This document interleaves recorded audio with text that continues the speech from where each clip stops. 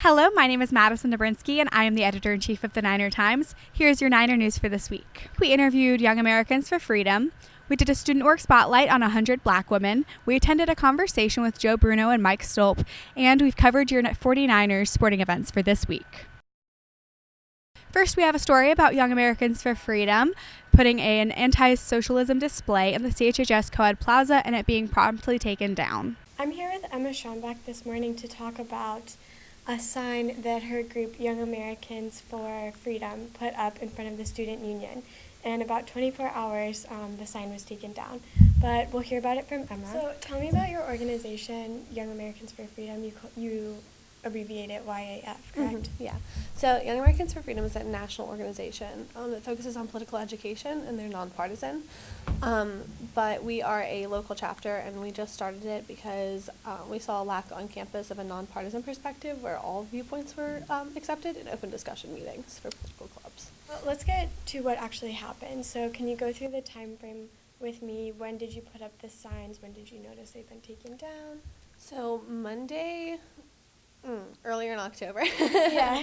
we have our meetings on Monday nights in the Student Union, and we had designed and created 21 tombstones for our display the weekend prior. It took about 4 or 5 hours to get all of those tombstones cut out and painted.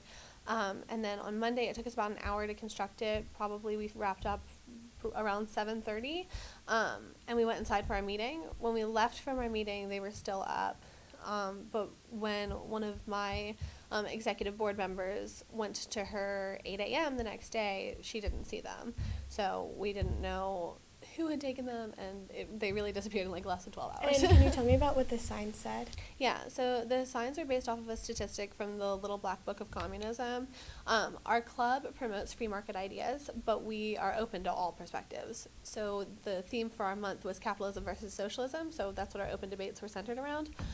We had experts from both sides come into our meetings, and this kind of just spurred the conversation where some of our students had said they were more pro-capitalist, pro-free market in classrooms and had a little bit of backlash from that from professors or having it reflected in their grades.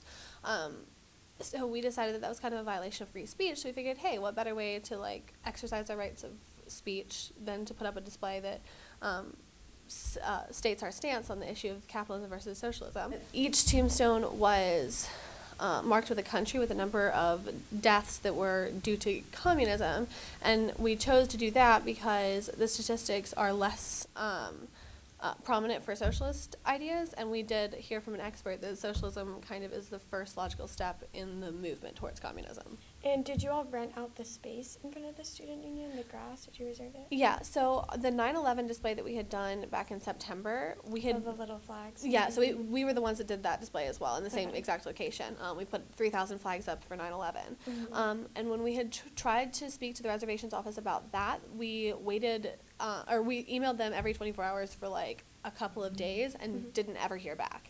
So we went ahead and just put it up because there had been a precedent set where it had been up kind of every year. Other organizations had been doing it, so we figured there wouldn't be a problem. And there wasn't. We actually had like some staff come up to us and like, hey, thanks for doing this. We're glad you guys did this. We know that the grounds didn't take it up to mow the lawn or anything. We know that any of the offices didn't officially remove them. Some of our members are concerned that maybe they were just cleaning up, like one single staff member was just cleaning up and it wasn't like an official school move, but I'm more convinced it was probably a hostile student. Because when we were putting it up, people were coming up to us and asking questions and being a little bit concerned about the statistics, and so we just kind of assumed that probably it was a student that did that. We also have a student org spotlight where we interviewed members of 100 Black women. Hello, y'all. This is Drew Andrews with Niner Times, and I'm here filming the 100 Black Women Chipotle Run. Yeah, so today we're actually having a fundraiser night here at the Chipotle right by the school. So we're a campus organization called 100 Black Women. We empower, inspire, and uplift the young women in our communities. We also do community service events all around campus and in our communities. And we do health and cultural awareness events. And we try to help our communities in ways also with health, HIV and STIs, like screenings and testing, as well as just overall awareness on health and cultural awareness groups and stuff like that. Just being an inspiration to so many Black women here on campus is always something that I look forward to. being a mentor, doing community service, things of that nature has always been something that I love to do. In the middle of November, we're going to have a winter drive, so we're basically going to collect coats and we're going to donate those coats downtown. We also have like an adopt a highway thing, so we have a highway right up by the school, and we go and we clean up the trash at like 9 a.m. in that morning and just clean up our areas around us. So those are kind of things that we do. What's some of the stuff you would like to bring down to the next generation or the next group of 100 Black women? I would say most definitely just focusing more so on community service. There's a lot of people out here that needs a helping hand. So just making sure like the fundraisers that we set up or the drives that we decide to do, that they just continue on for generation to generation. So when I come back 20 years from now, it's still something that's going on in our community. This is Drew Andrews with Niner Times, and we'll be back with some more of your news. We also attended a conversation with Joe Bruno and Mike Stope where they talked about their coverage of the election fraud in North Carolina in 2018. Hi, my name's Darnell Lynch. I'm here with the Niner Times, and today we had a conversation about election fraud with WSOC's own Joe Bruno and Michael Stoop.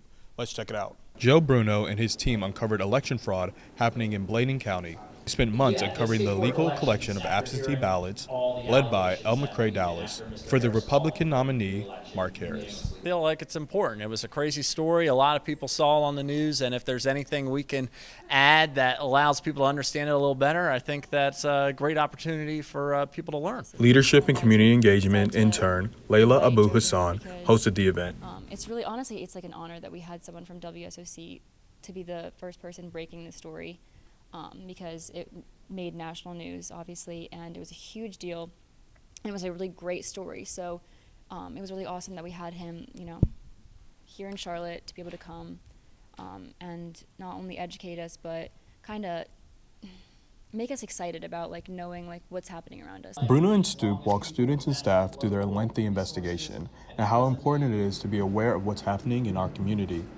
They then opened the floor to students to ask questions on the state of journalism and the case. I was kind of amazed at how this big scandal was going on right here in our own state. At a time when you were late, corruption, you just relegated to your big cities like your Chicagos or your New Yorks or anything like that, but this is kind of like the same thing but in a very small town. I just learned a lot of facts about the election, period. I didn't know that people were actually charged because I knew that the people that took part were kind of lured in without knowing it was illegal, so I didn't know that there was actual charges pressed against people, so I thought that was interesting. Without local journalism, there's so many things we wouldn't know about. And a lot of times national news, people watch it, they get turned off by it because it's, people on the screen just arguing with each other and it's so partisan, but really local news is where they're just regular people like Mike and I who really dig their heels in and don't care about partisan biases and just want to figure out the truth. We asked Bruno and Stoop what they want students and staff to take away from this experience, and here's what they had to say.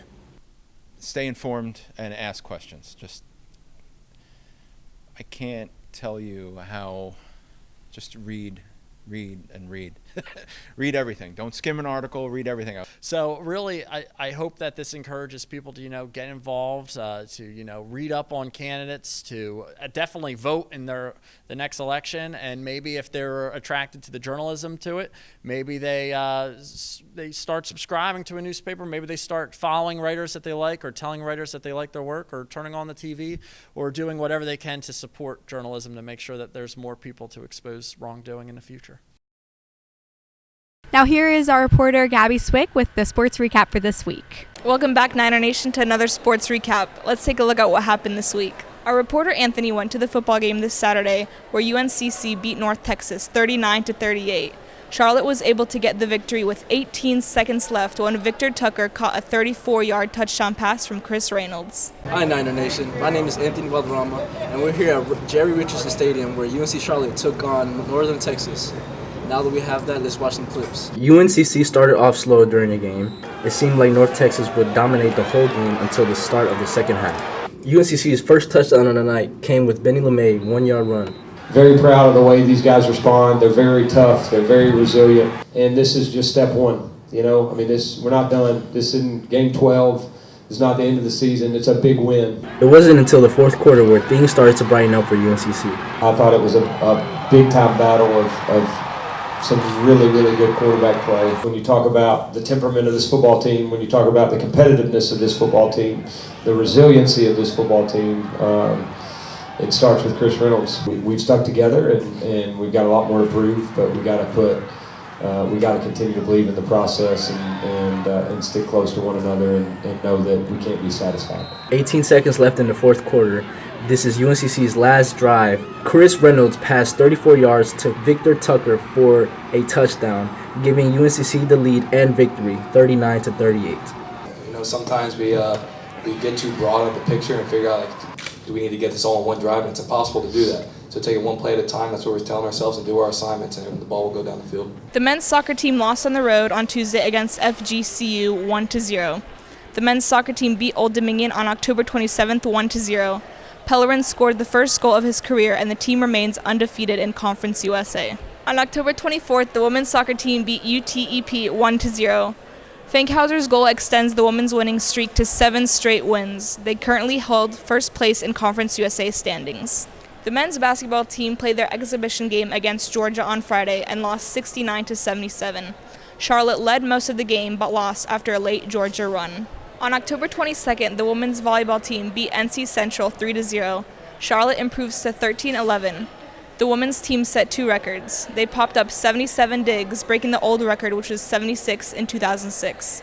Garcia had 31 digs, beating the old record 26 made by Michelle Hovey in 2013. That's all we have this week for the sports recap. From all of us at the Niner Times, I'm Gabi Swic. Thank you for tuning in, and be sure to pick up this week's issue of the Niner Times on newsstands today.